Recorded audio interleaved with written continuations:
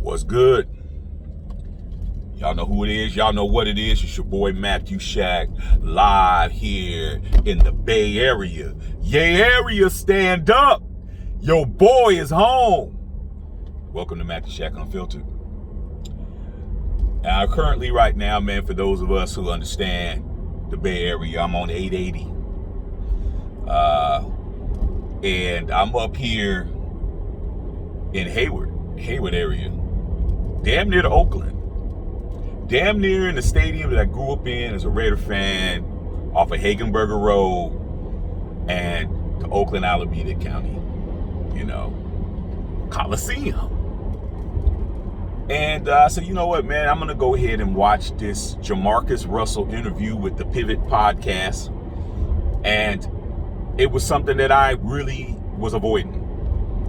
As a Raider fan, man, JaMarcus Russell is a name that it's a name, man, that you don't even want to utter. You don't want to say, when you're engaging with rival fans or even fans in your own fan base, but especially when somebody wants to take a jab at Raider Nation, they bring up JaMarcus Russell, man, because as the number one pick in the NFL draft 2009, he is universally known as the biggest bust. Amongst the biggest busts, I should say, because you got Ryan Leaf, you got a bunch of other cats in NFL history. So we've had a lot of time. He was out of the league in 3 years, and we've had a lot of time. We've had like 10 years, or maybe more than that, to vilify this guy, to make him the anti-Raider, to make him the enemy, to make him the butt of all jokes, the excuses, and this, that, and the other. It's just something. It's like having somebody in the family who you wish wasn't a member of your family, man. But one thing about me, dog, this is Matthew Shack Unfiltered, man. This isn't a Raider channel. This isn't I gotta be, sticking to status quo. I say what the hell I want to say on here, dog. This is me. And I'm not one to run from anything. You know what I'm saying? I'm not one to tell myself, what, I really don't want to see that. I'm going to avoid it. I say, you know what, man, I got time today. I'm going to go ahead and I'm going to watch this. I went ahead and I watched it, man. And I'm not going to say that it's something that I think Raider fans should watch. But I think, man, if you're a person of any fan base that wants to see the other side of the story, you know what you've heard, what you've seen on TV, ESPN, interviews, this, that, and the other, rumors, innuendo. But if you're a cat that wants to be balanced, because a lot of people, they don't want to be balanced. They want to believe what they want to believe. They want to stay on their square and stay in their lane. Stay there. But if you're a cat like me, I want to know the whole story, and then I make my analysis. Watch it. It was a good interview, man. It was tough to start watching it at first. Because, you don't want to get off of your opinions of people. But from what I saw, man, the demise of him as a football player, never to play in the league again, had a lot to do with him, and it had a lot to do with the Raiders and the dysfunctionality that was going on with the Raiders and the dysfunctionality that was going on with him in his life and his career, and what was happening in the situation. Just a lot of turmoil, man. I heard all the stories on the Raider side, from the coaching staff to all the people, to everybody that's affiliated in regards to JaMarcus Russell, all ESPN and all everything, okay, for years.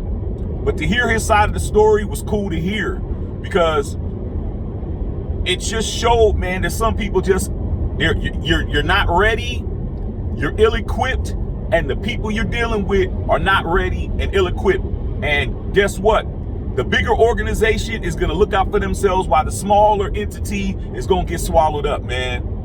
And he definitely had a lot of culpability. He was very honest about certain things, and then there was other things that he said, man, I had to believe. I'm like, man, just looking at it, and you can tell if the cat's lying or not if you really know. You really been around people that lie, or you really know people who don't tell the truth, or you can figure that shit out.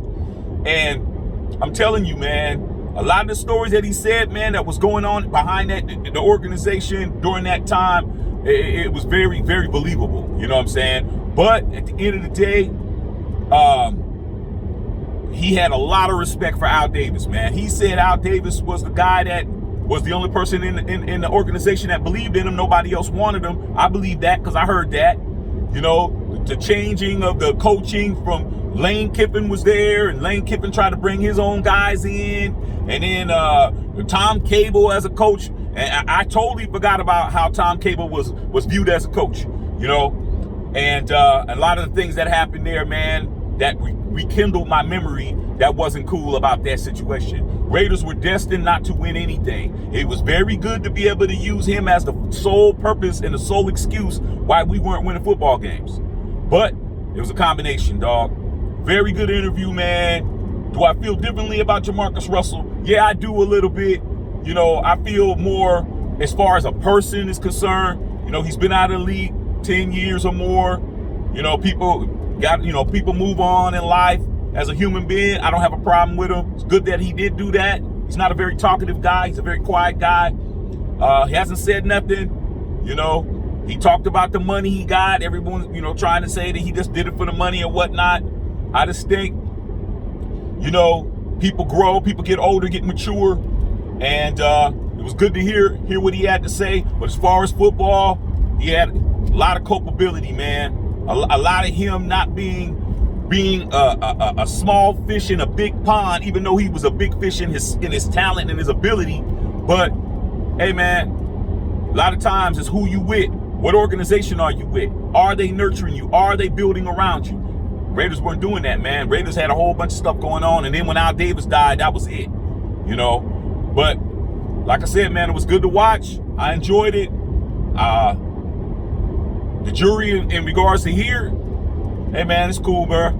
Time goes on, man. But you have to live with that stigma, man, with Raider Nation, man. He earned that. Wasn't all his fault, but everybody's culpable. It is what it is. I'm not living in the past, and neither is he. All right, man. Love all y'all, man. Matthew Shackle Filter.